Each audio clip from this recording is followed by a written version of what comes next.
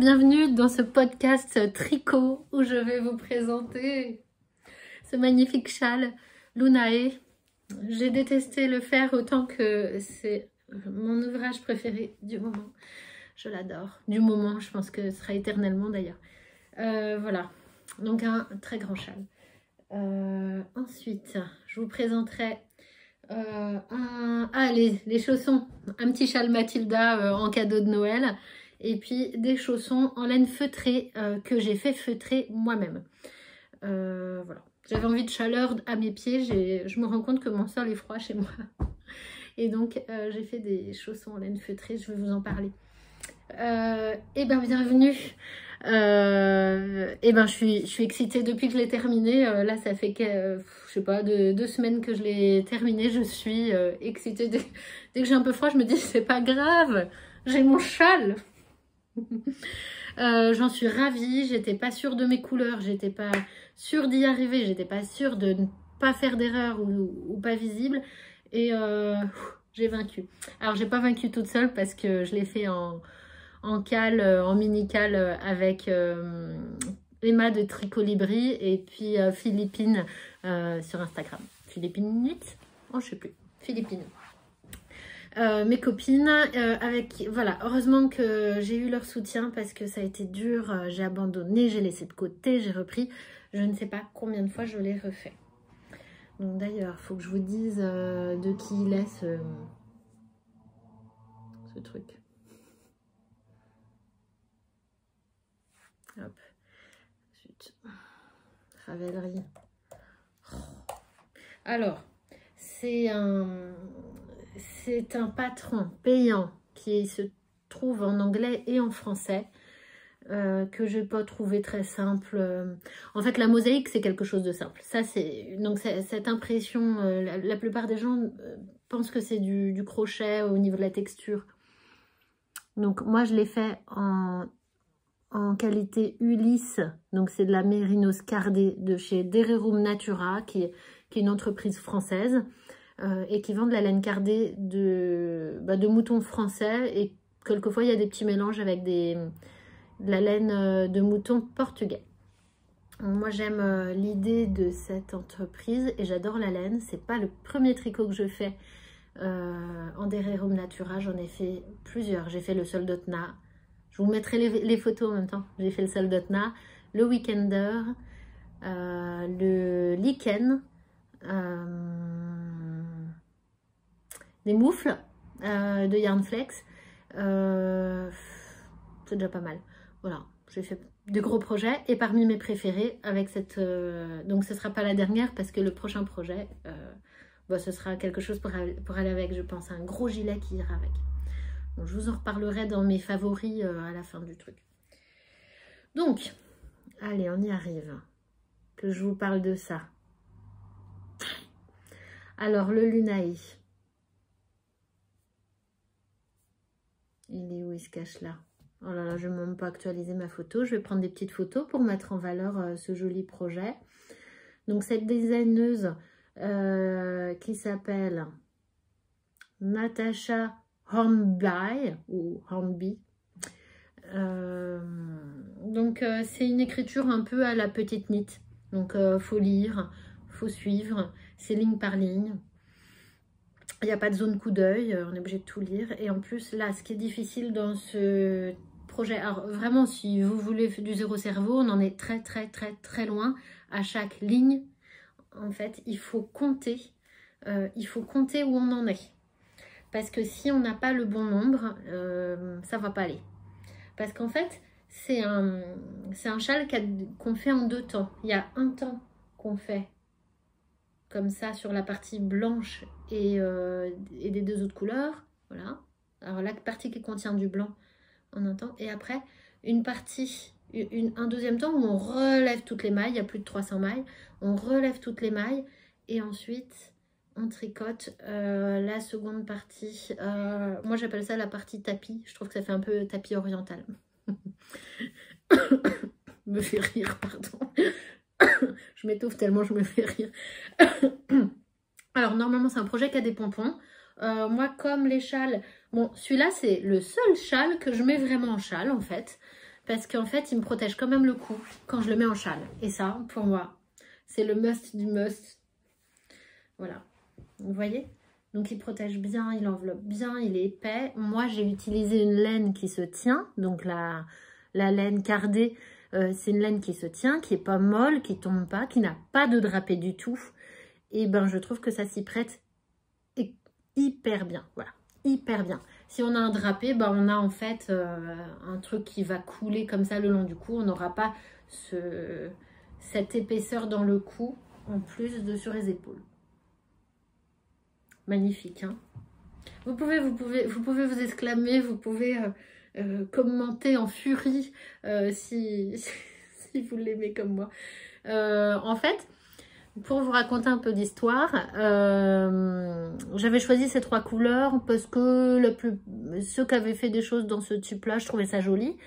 Et en fait, j'ai mal regardé parce que je croyais que ça, c'était la couleur principale. En fait, la partie... en fait, les grandes zones du point étoile, ça s'appelle ça. Et ben, je croyais que c'était la couleur principale, donc j'ai commencé avec le blanc. Et en fait, non. C'est une des couleurs secondaires dans le patron. Et donc, moi, je croyais que j'allais avoir le blanc à la place du moutarde, en fait, et, comme certains projets avaient fait. Et en fait, je suis très contente de m'être trompée, en fait. En fait, j'aurais été contente de toute façon. Hein. Mais voilà, je suis ravie. Il est interminable. Ayez un projet zéro cerveau pour aller avec. Parce que clairement, si vous êtes un peu fatigué, c'est l'enfer. J'ai jamais autant recommencé de ma vie un projet. Je l'ai recommencé au début plusieurs fois. Donc pour vous dire, en fait, ça se commence comme ça, par, je sais pas, 3 mailles. On augmente, on augmente, on augmente. Et alors cette partie-là, je l'ai recommencé, je sais pas, 4 fois. Après, j'ai recommencé, parce que mon motif étoile n'était pas beau, ou il était décalé, ou ça allait pas. Après, je l'ai recommencé, j'ai réussi à dépasser ça, je suis arrivée jusque là, je me suis rendu compte que là, bah en fait, j'avais mal regardé une ligne, ou j'avais dû zapper une ligne. Enfin bref, le motif était pas bon. C'était pas comme ça.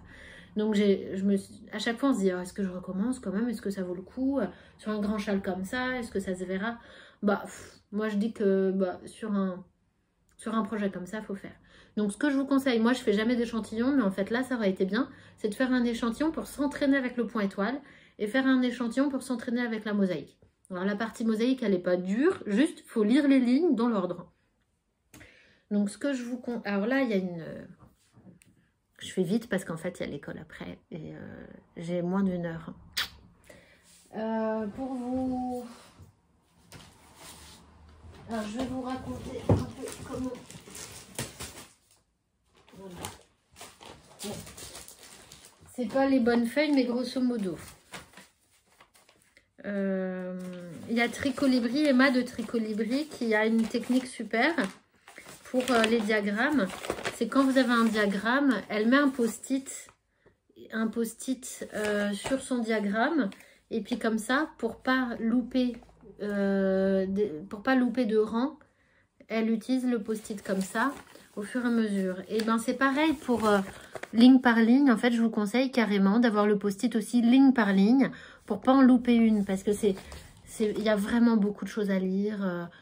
Les lignes se ressemblent un peu les unes les autres. Donc, je vous conseille d'avoir ça. Et puis, à chaque fin de le rang, elle vous dit combien vous devez avoir de mailles. Et ben moi, je voulais pas compter, donc j'ai pas compté. Et ben, j'ai recommencé, je sais pas moi, combien de fois j'ai refait. Mais 10 fois 10 fois. Oui, oui. J'étais fâchée. Oh, combien de fois j'ai recommencé une fois. Alors, je crois que... J'ai recommencé plusieurs fois comme ça jusqu'à une bonne moitié. C'est interminable le nombre d'heures que j'ai perdu comme ça. Et après, à chaque fois que je me disais c'est bon, je connais maintenant le point, je connais tout, je vais pas me tromper. Et bien à chaque fois, je me retrompais, une petite faute d'inattention, je me retrompais. Donc après, j'ai détricoté moins, mais c'est quand même du boulot à détricoter. Hein. Et puis à un moment, après quand il faut monter les mailles sur le bord là on monte les mailles sur le bord, toutes les mailles, on les reprend toutes. Et ben j'avais monté les mailles du mauvais côté, figurez-vous. Oui, oui. Pourquoi ça? Bah parce qu'en fait, je tricote le soir, qu'après ma journée de boulot et puis de devoirs pour les enfants, et puis de coucher pour les enfants, bah, je me mets au tricot, bah j'ai plus du tout, j'ai plus du tout de cerveau. Capoute, Agathe, capoute. Donc voilà. Il va peut-être pas vous donner envie de le faire, mais l'objet fini. Bah des fois ça vaut le coup quand même. Hein. Ça vaut le coup. Du challenge. Du challenge. Alors moi en plus j'étais même pas motivée, enfin j'avais même pas dans l'idée de le faire vraiment. Juste Emma et Philippine, bah, elles étaient motivées et je me suis laissée tenter. En fait j'aime bien faire des projets avec Emma de Tricolibri et découvrir Philippine en même temps. Et j'ai hâte de voir Philippine, elle n'a pas encore terminé je crois, j'ai hâte de voir le sien. On a des couleurs qui se rapprochent mais elle les a pas agencées pareil que moi. Ce serait intéressant sur Instagram si vous voulez voir. Ah, il y a un truc à savoir. Moi, c'est ce que je veux savoir avant de faire un châle. Si j'avais su, est-ce que je l'aurais fait? Peut-être pas. Mais il n'est pas réversible. Hein. Donc, d'autant plus, prenez une laine qui se tient. Voilà, il est beau que d'un côté. Hein.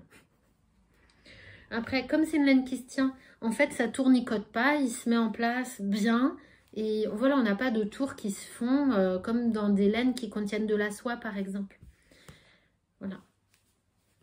Bon, c'est un projet que je vous conseille si vous aimez les beaux châles finis. Il est d'un chaud, il est d'un grand. Voilà.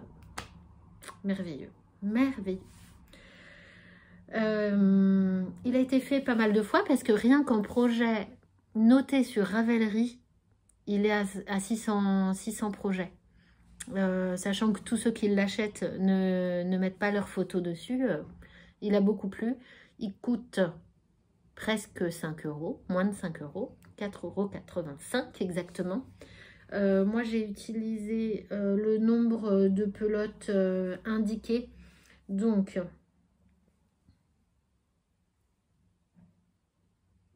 deux pelotes de blanc, deux pelotes de moutarde et une de bleu marine. C'est ça. Que je ne dise pas de bêtises. Hop, hop, hop, hop.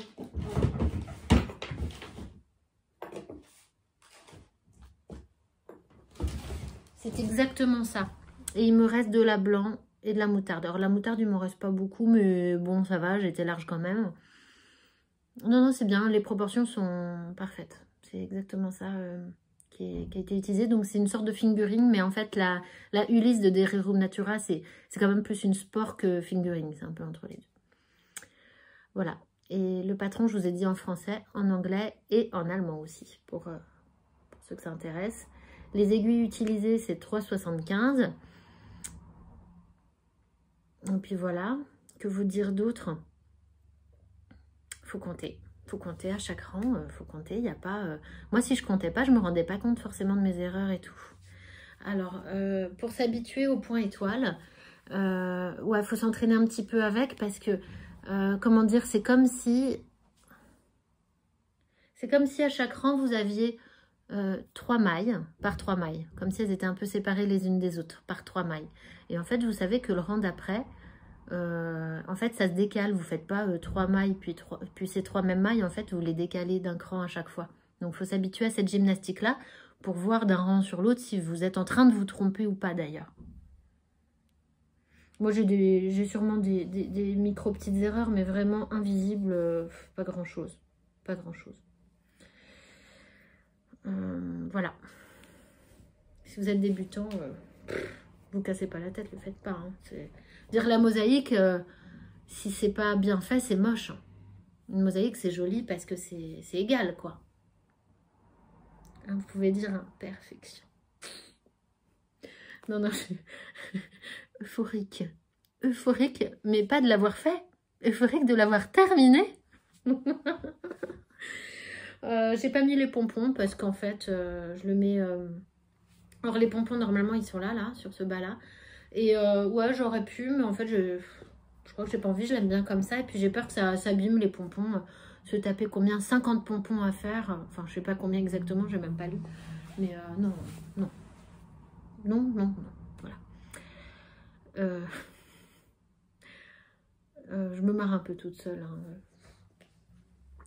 Ensuite, j'ai fait un châle en brushed alpaga pour ma cousine. Et là, c'est de la brushed alpaga doublée. Attendez, je vais vous chercher la brushed alpaga pas doublée pour vous montrer la différence.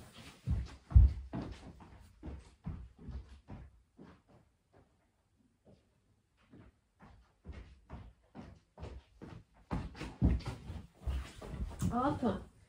Et puis, voilà, je vous en montre d'autres. Alors là, c'est de la brushed alpaga doublée. Donc, elle est épaisse pour vous montrer. Je me marre. En fait, je suis contente parce que j'ai passé un peu de temps chez moi toute seule, sans personne, et ça fait beaucoup de bien. Voilà, vous voyez, c'est mousseux, c'est bien épais, bien mousseux, hyper agréable. Je ne l'ai pas fait très long, donc je vais peut-être le rallonger. Parce que c'est pour ma cousine qui a à peu près ma corpulence, un peu plus fine que moi. Mais voilà, donc il faudrait peut-être que je le rallonge, j'ai pas fait gaffe. Là, j'ai utilisé, je l'ai doublé, j'ai dû utiliser, je crois, seulement 2 pelotes.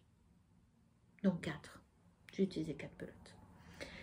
Là, c'était un que j'avais fait à ma fille, et c'était de la brushed alpaga, pas doublé. Vous voyez, moi, j'aime pas, en fait, j'aime pas trop le rendu. Il y en a qui aiment bien les châles tout fins. Moi, j'aime pas.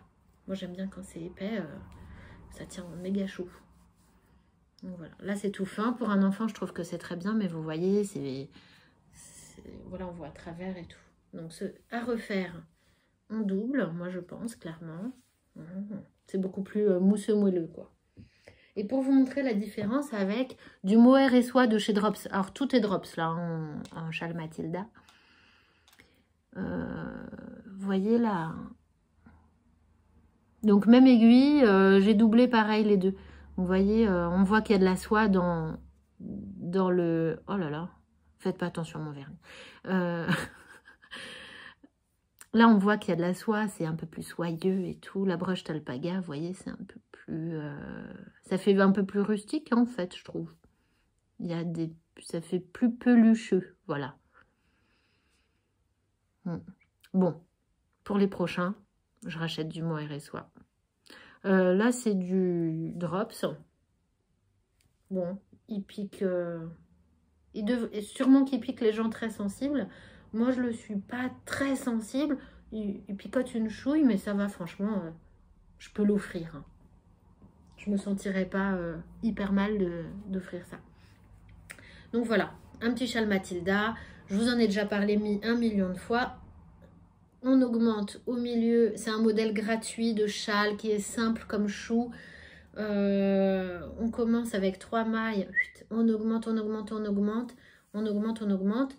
Alors, on augmente où? On augmente au milieu, on met 2 petits marqueurs et puis on augmente de part et d'autre de ces petits marqueurs pour faire, vous voyez, ce truc central là. Là, de part et d'autre d'une maille, on augmente un rang sur 2 et pareil ici. Là, on augmente à 3 mailles du bord de chaque côté et ça nous fait un joli petit châle simple. Moi, je trouve que c'est le top... pour les gens qui n'aiment pas la laine, en fait, on aime bien avoir un joli châle comme ça. Je sais que ça plaira. Ensuite, allez, on passe. Le châle Mathilda, je vous remets le lien du patron, hein, un modèle gratuit de Une poule à petits pois. Je sais plus. Et enfin, je vous mettrai le patron. C'est un patron gratuit de Drops de chaussons à faire feutrer. Donc, je vous mets... une vidéo de la taille des chaussons avant feutrage. Après, on les tricote, donc ils font 1 fois et demie. Ils font au moins 1 fois et demie la taille du pied. Donc, quand vous l'essayez, vous avez le chausson qui vous arrive là. Hop. Après, vous le mettez en machine à 40. Et puis, la laine devient toute feutrée. Donc ça, je l'ai fait en alpaca de Drops. Donc, je vous aurais vu sur la vidéo... Bon, je crois que c'est pas le meilleur modèle de chausson. Il a des petits défauts. Il est pas. En plus, il est pas bien expliqué celui-là. Moi, j'en ai fait plusieurs modèles de Drops. Je les trouvais bien expliqués, les autres, de layette et des choses comme ça. Et celui-là, je le trouve mal expliqué. Non, il est censé avoir une boutonnière. Et puis, alors, je sais pas. Alors, ils disent, vous le mettez à 40. Quand c'est encore mouillé, vous mettez sur vos pieds pour mouler un peu à votre pied. Et puis, s'il est trop grand, vous le repassez en machine. Donc, moi, je ne l'ai pas passé une deuxième fois, malgré le fait qu'il soit trop grand. Parce que mon conjoint les voulait. Donc, c'était pile poil sa taille. Donc, je lui ai donné. Donc, il les met avec plaisir. Là, ce truc-là qui se balade, en fait, je préférerais rien avoir qu'un truc qui est censé faire beau et qui est moche. Donc, il me reste de la laine alpaca, la même couleur. Et ben, je vais me refaire un modèle, mais un autre. Alors, il faut que je vois comment je me dépatouille pour ça. Mais en tout cas, la laine feutrée, c'est d'un chaud. Ça isole tellement bien les pieds que c'est un bonheur. Voilà. J'aime le concept. J'aime pas le modèle. J'ai rien compris. Hein. Pourtant, je pense pas être neuneu, mais j'ai rien compris. Normalement, il y a une boutonnière. Et puis, je sais pas, un truc qu'on est censé fermer. Donc, celui-là, je crois qu'il est pas trop mal fait. Je sais pas. Non, je crois que j'ai rien compris, en fait. Donc, je vais le fermer, grosso modo, pour qu'on puisse enfiler le pied, puis qu'il soit fermé, qu'il n'y ait pas un truc qui se balade là. Je vais fermer ça. Je vous montrerai peut-être le truc fermé. Mais bon, c'est un échec, pas échec, parce qu'ils sont quand même utilisables. Hein. Je vais fermer ça correctement pour qu'ils ne soient pas trop moches. Et puis c'est tout. Il n'y a personne qui les voit, de toute façon, j'ai envie de dire. Bien. Non, rien que pour le plaisir, je le mets. Rien que pour le plaisir. Je le mets presque tous les jours à la maison et je le mets pour sortir. En fait, moi, j'ai un manteau bleu marine, donc c'est parfait, ça va très bien avec. Et donc, dans le manteau, je le laisse encore une chouille sur les épaules, mais en gros, je le mets en version écharpe. Voilà, dans le manteau. Alors, vous avez vu, j'ai un fil à rentrer. Voilà.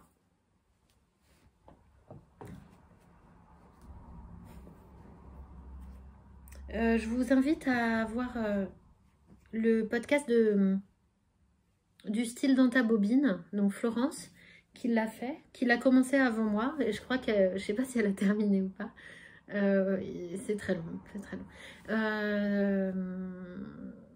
Bon, elle en dit à peu près la même chose que moi, que c'est compliqué, que c'est galère. Mais je vous invite à aller voir sa version avec des couleurs de Noël. On va passer au coup de cœur, si ça vous dit. Même si ça vous dit pas, j'ai envie de dire que je le fais. Il n'y a personne qui me répond, donc je le fais. Hein. Alors, dans mes prochains projets, ou coup de cœur. En fait, dans les coups de cœur, il y a un coup de cœur dont je vous ai déjà parlé et que je compte faire pour aller avec ça. Donc, que je ferai dans la même qualité laine cardée en Gilliatt, mais en Gilliatt, donc en version DK. C'est le... Comment il s'appelle? Je vais vous dire. Le beau style mosaïque cardigan, donc je vous le mets en photo, et donc je compte le faire dans les mêmes couleurs, et je me dis qu'un gros gilet comme celui-là, et ben ce sera parfait pour avoir un châle avec, en fait, si on veut sortir que en gros gilet, je sais pas. Bon, en tout cas, je vous en reparle de celui-là pour ça. Ensuite, il y a un modèle que j'adore, que je sais toujours pas si je vais faire ou pas. En fait, il y a 3 modèles. Bon, bah, je vais parler de la même designeuse là sur boum, boum, boum, boum. J'en fais plus. Je vous en parle de plusieurs. Mais j'aime beaucoup ce qu'elle fait. C'est sur les réseaux sociaux, je crois que c'est MCL. Alors, c'est Tricot Design MCL en tant que designeuse. Et sur les réseaux sociaux, ça doit être Marie-Christine Lévesque. MCLQ. Je pense que sur les réseaux sociaux, c'est ça. J'aime beaucoup cette designeuse. Et donc, j'aime le poinsettia. Je le trouve d'un chic. Je suis pas... En fait, je ne l'ai pas encore fait parce que je ne suis pas sûre que ça m'aille. Je ne suis pas sûre que ce soit mon style, mais je le trouve d'un beau. J'aime l'encolure qui remonte un peu là. Moi, j'aime bien quand ça accompagne joliment un coup. Je le trouve splendide, le poinsettia. J'ai beaucoup aimé la version de Julie son nom de podcast, c'est Atelier Svila. J'adore, je trouve que ça lui va hyper bien et c'est peut-être même elle qui m'a donné envie de le faire parce que elle est un petit peu plus pulpeuse que Marie-Christine Lévesque, la designeuse qui est toute frêle. Donc sur elle, on se dit ouais, bon bah c'est bien, mais sur moi, ça va peut-être pas être aussi joli. Voilà, moi j'ai quand même des épaules, j'ai voilà, enfin j'ai une poitrine quoi, je suis pas toute plate et je trouve que ça rend pas toujours pareil. Là, enfin, quand je dis toute plate, c'est pas pour, c'est pas méchant. Hein. Moi, je trouve ça joli, les petites poitrines. Mais bon, du coup, on choisit pas les modèles de la même manière si on a une grosse poitrine ou des petites choses toutes discrètes et toutes mignonnes. Voilà, le poinsettia, je le trouve très joli. Donc, Julie m'a donné envie de le faire parce qu'il va ravir. Et donc, je me dis, bon, bah, au niveau corpulence, je dois être entre les deux. Ça devrait être pas mal. Je sais pas. Bon, quand j'aurai envie de faire un truc compliqué, parce que de la dentelle, des naupes, des petites bulles de laine, là, ouais, ça va être compliqué. Donc un jour où je serai motivée, je le ferai. Mais je le trouve magnifique. Allez, on continue avec la même designeuse. J'aime beaucoup le pull Syrah. Les manches qu'elle a faites, je les trouve splendides. Après, le reste du pull est simple et je suis pas sûre que ça m'attire fort. Mais j'aime les petits détails qu'elle met. Et en fait, ce que j'aime chez Marie-Christine Lévesque, c'est qu'elle fait une idée, un petit détail, et puis c'est tout. Elle va pas en mettre, elle va pas en chercher, elle va pas en charger trop. Donc je trouve ça magnifique. J'adore. Et donc le dernier que j'aime beaucoup de chez elle, c'est le Milady avec des sortes de petites torsades et une petite finition. Ça fait collerette au niveau du cou et au niveau des points là. Les manches un petit peu relevées là, enfin je sais pas, c'est des manches ballons, très jolies, des magnifiques détails, voilà. Donc j'aime beaucoup, je suis pas sûre de les faire là, je les ferai pas cet hiver, je pense pas que j'aurai le temps, mais voilà. Dans mes coups de cœur, je vais vous montrer aussi la réalisation d'une tricoteuse qui a fait un châle que je voulais me faire pour mon mariage. Alors je me marie en juillet, c'est pas dit que j'ai besoin d'un châle, mais je me dis si j'ai besoin de me mettre un petit quelque chose sur le dos, je me dis ce serait un bon enfin c'est toujours bien un châle blanc, moi je trouve ça très joli, voilà, donc je vous le montre. J'aime beaucoup, il est simple et tout. J'ai la laine, donc j'ai acheté le mohair chez la ferme Fradi, dont je vous ai déjà parlé, où je me suis déjà fait un châle orange, tout orange pétant, c'était en couleur entre le corail et l'orange, que j'aime beaucoup. Et donc là, j'ai acheté un blanc, et donc je vais me faire un châle comme ça, je le veux long, grand, donc on verra si je reste sur ce modèle-là ou pas. Ensuite, est-ce que j'ai quelque chose d'autre à vous montrer? Ah bah oui, c'est encore ma copine Jenny Rakoto qui a un podcast. Alors elle l'appelle pas podcast, donc si vous cherchez podcast tricot, vous tombez pas forcément sur elle parce que elle met juste le nom du pull qu'elle est en train de faire. En fait, elle a pas mis podcast tricot, donc sur le moteur de recherche on la retrouve pas aisément. Donc Jenny Rakoto, je vous mettrai le lien aussi en barre d'infos. Et elle a fait un joli pull en jacquard. Moi, j'aime beaucoup le jacquard. J'en fais pas beaucoup, mais j'adore en faire. Je trouve que c'est très reposant. Je trouve pas ça hyper compliqué à faire. Ça demande d'être plus lent, de prendre son temps de bien faire, mais ça me prend pas la tête de faire un jacquard. Je trouve que c'est agréable. Et donc, c'est un joli modèle de Yuko Shimizu, de Yuko Shimizu. Et il s'appelle Humber, voilà. Donc je vous invite à aller voir le podcast de Jenny Rakoto si ça vous intéresse. Je vais vous montrer plusieurs modèles. Donc là, je vous montre celui de la designeuse, que je trouve pas la plus belle version, forcément. Mais celui de Jenny, je le trouve magnifique. C'est un modèle payant en anglais. Je vous montrerai la version de Jenny, parce que j'aime beaucoup sa version. Et puis, je verrai si je vous en insère d'autres qui m'ont tapé dans l'œil, mais voilà. J'aime beaucoup moi mon sol Dotna et donc je me disais tiens se faire un autre petit jacquard, pourquoi pas, en changeant carrément les couleurs en fait. En mettant je voulais des couleurs très douces avec je sais pas du rose pâle, du blanc et du moutarde ou du doré comme ça, j'aime bien. Donc voilà.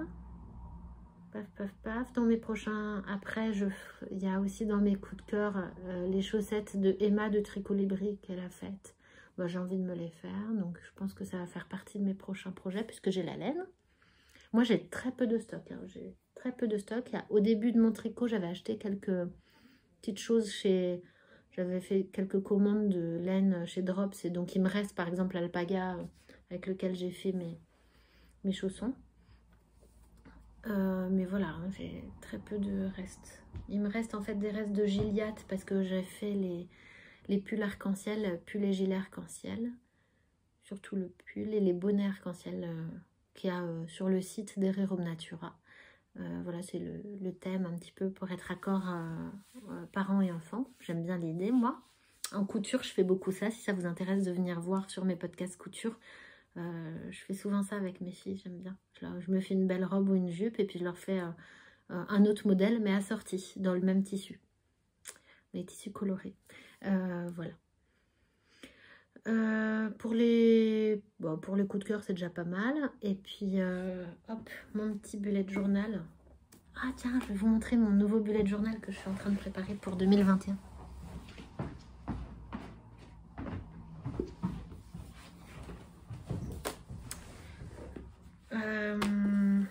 En fait, moi, il me sert à comme un agenda, mettre ce qui est prévu, prendre des petites notes au jour le jour et puis passer un petit peu de temps, quand j'ai envie, à préparer les semaines qui suivent.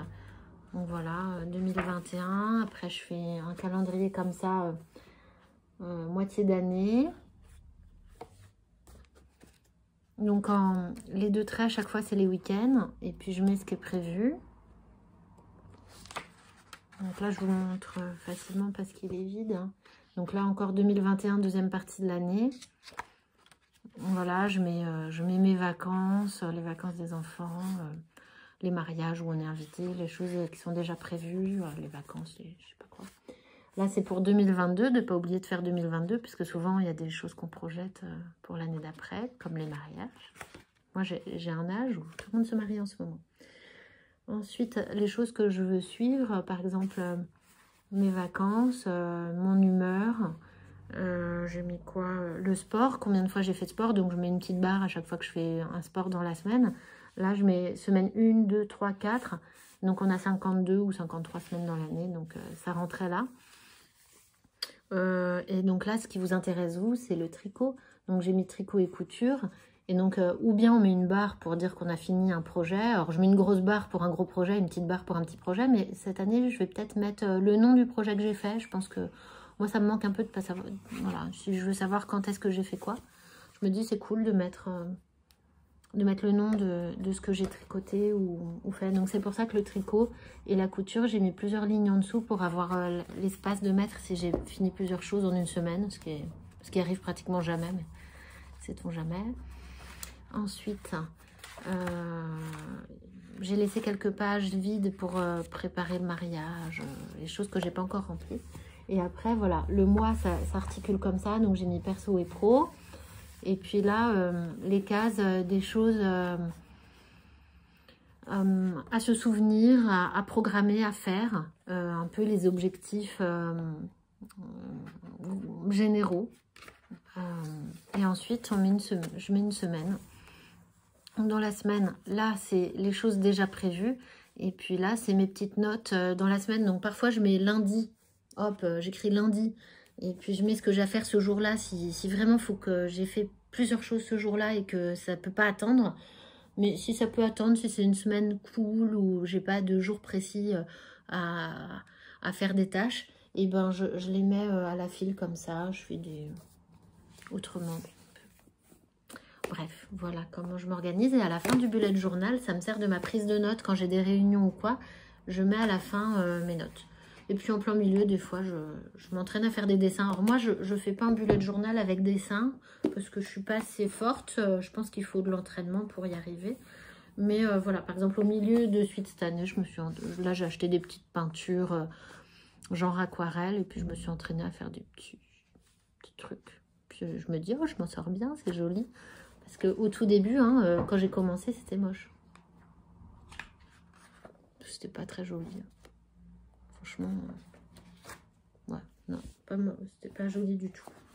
Donc je me dis, moi je veux pas un bullet journal dessiné, mais il peut me servir de planche à dessiner sur des feuilles que j'utilise pas. Hein, j'ai quoi, une vingtaine de feuilles que j'ai pas utilisées, même 30 que j'ai pas utilisées. Donc c'est Eve de Bobine et Pelote qui avait passé pas mal de temps à montrer son bullet journal et c'est elle qui m'avait donné envie d'en faire un. Et effectivement c'est chouette, chacun fait à sa manière. Il y en a qui mettent vraiment tous leurs projets de tricot par exemple dedans. Moi je suis pas, voilà, je vous ai dit, je mets juste ma semaine, un peu comme un agenda, mais j'aime bien l'organiser comme je veux. Donc c'est pour ça que je le fais. Donc là, je prends mes petites notes pour vous parler des podcasts tricot que j'aime beaucoup, que j'ai découvert ou dont je vous ai pas encore parlé, en fait, que je suis depuis longtemps. Hein. Donc il y a, j'aime, un que je suis depuis longtemps et dont j'ai pas beaucoup parlé, c'est Hello Tulipe. J'aime beaucoup ce qu'elle fait. Voilà, j'aime bien ses projets, j'aime bien ce qu'elle fait, ses couleurs, tout ça, c'est cool, j'aime bien. Donc Hello Tulipe, que la plupart connaissent. J'aime beaucoup l'Irbis, moins ses projets et tout, mais en fait j'aime bien la personne qu'elle est. Elle a plein d'énergie, elle est rigolote, elle est speed, elle mange souvent ses mots et tout. Elle est rigolote, elle fait beaucoup rire, elle me fait penser à ma vie de maman qui est ultra speed aussi. Et voilà, j'aime beaucoup la personne que c'est, donc je regarde son podcast beaucoup pour ça. Mais c'est vrai que j'aime moins ces couleurs, elle met beaucoup de bleu et je suis pas très bleue en fait, je me rends compte. Voilà, à part le bleu marine, je suis pas très bleue. Voilà. Ça c'est des bons podcasts si vous connaissez pas à voir, qui sont beaucoup plus connus que moi, mais on ne sait-on jamais. Hein. Si vous les connaissez pas encore, j'adore. Et là je commence à regarder celui de Pom-Pom, je sais pas comment on dit, Pompon, une jeune fille aussi qui est canadienne, qui est québécoise. Parce que nous en France on a tendance à dire le Canada au sens large, mais en fait voilà, elle est du Québec. J'ai pas vérifié, mais au son de son accent j'imagine qu'elle est québécoise. Voilà, j'aime beaucoup ce qu'elle présente aussi, ses projets et tout, super. Voilà, et puis ça permet de parler un petit peu de l'autre Atlantique, donc coucou. Pour les Québécoises ou Canadiennes d'ailleurs qui regardent éventuellement. Et puis, d'ailleurs, si je fais des impairs sur le Québec, le Canada ou quoi, n'hésitez pas à me le mettre en commentaire, j'apprendrai quelque chose et c'est très bien. Trompons-nous pour apprendre mieux. Quelle phrase, en fait, non mais je me marre, en fait c'est parce que je sors ça à mes filles, parce qu'elles disent, ouais, des fois elles pleurent parce qu'elle s'est trompée et tout, et je lui dis, mais c'est parce que tu apprends, tu peux pas apprendre sans te tromper, enfin. Et donc, voilà. Et donc, je lui dis, mais oui, moi, je me trompe souvent. Voilà. Et puis, un dernier podcast que je viens de découvrir, genre hier, c'est la métamorphose d'une aiguille. Voilà, elle fait de la couture et du tricot. Et aussi, elle montre ses pastels et tout. Je trouve ça chouette. Hyper sympa. Donc, si vous la connaissez pas, hyper sympa aussi. Elle commence pas. Pom-Pom, elle commence, je crois. Mais la métamorphose d'une aiguille, il me semble que c'est pas nouveau. Moi, je viens de la découvrir. Voilà, je fais des découvertes encore. C'est bien, ça change un petit peu. Et puis, j'ai des podcasteuses que j'aimais beaucoup qui font plus de podcasts. Donc, je suis toute triste. J'aimais bien. Il y en a que j'aimais bien suivre. Moi, je suis moins les vlogs. Hein. Je suis moins vlog. Je sais pas pourquoi. Bon. Bref, voilà. Et ben c'est pas mal. J'ai fermé mon ordi, mais je l'avais ouvert pour l'heure. Ah ben voilà, je vais vous quitter. Et ben je vous parlerai peut-être plus longtemps, peut-être d'autres choses les prochaines fois. Là, je suis restée assez... je crois que je suis restée assez dans le cadre tricot. Ah oui, pour celles qui veulent se lancer, et ben bienvenue pour vos futurs podcasts. C'est très bien, c'est bienvenu. Voilà.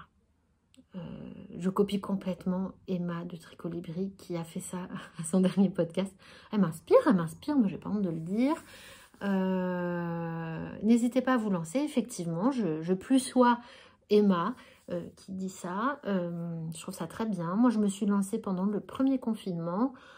Je trouve ça chouette à faire. Faut pas se mettre de pression. Faites à votre sauce, hein. Vous avez vu, moi je me mets pas forcément un cadre, je me mets pas... Voilà. Moi je vous présente 3 projets, je présente 3 coups de cœur, ou parfois plus, et je vous présente 3 podcasteuses, ou plus ou moins parfois, mais voilà, grosso modo, moi je me suis mis un peu ça en tête. Je fais un podcast quand j'ai 3 choses à vous montrer, et des fois je vous montre des vieux tricots, hein. Je vous montre pas que les tricots que je viens de terminer, c'est pas un journal créatif que je fais, mais un moment de discussion. Allez, je vous laisse, à la prochaine, des gros bisous à tout le monde, merci pour tous les commentaires que vous me laissez, j'adore, je passe un super moment à vous lire autant qu'à le faire. À plus.